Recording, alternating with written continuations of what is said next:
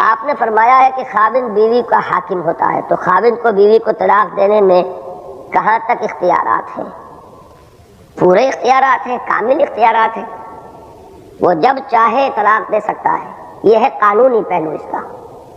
لیکن یہ ہے کہ اخلاقی پہلو یہ ہے کہ ناحق بلا سبب کسی عورت پر اگر وہ ظلم کرتا ہے تو اللہ تعالیٰ کے ہاں وہ جواب دہ ہوگا، اس کو حساب دینا پڑے گا۔ لیکن یہ اس کا اخلاقی پہلو ہے کہ اگر ناحق اس نے یہ معاملہ کیا ہے۔ ترغیب اسلام نے یہی دی ہے کہ حتی الامکان مزاج کی عدم موافقت بھی ہے تو کوشش کرو کہ نباہ ہو جائے۔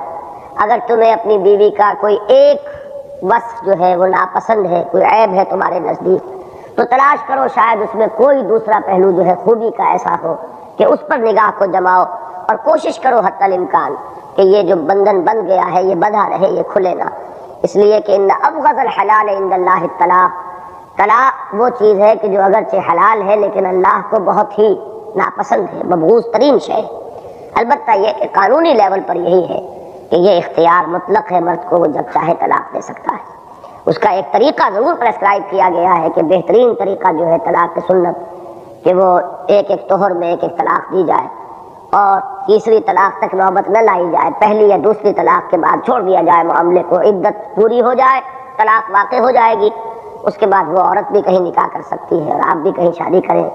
البتہ یہ ہے کہ اگر آپ رجوع کرنا چاہیں تو رجوع کر سکتے ہیں، دوبارہ ان کا نکاح ہو سکتا ہے۔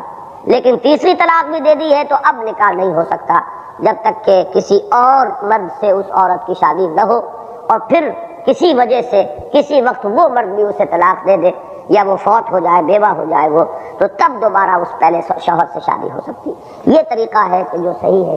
لیکن یہ کہ اب اس میں بیک وقت 3 طلاق دینے کا جو مسئلہ ہے تو فقہائے احناف کے نزدیک تو وہ اسی طرح مغلظ طلاق ہو جاتی ہے۔ وہ گناہ گار ہوگا کہ اس نے اس غلط طریقے پر طلاق دی ہے، لیکن واقع ہو جائے گی طلاق اور وہ مغلظ ہوگی۔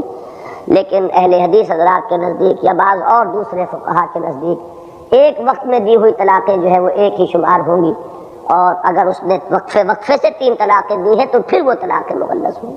بہرحال یہ ایک علیحدہ مسئلہ۔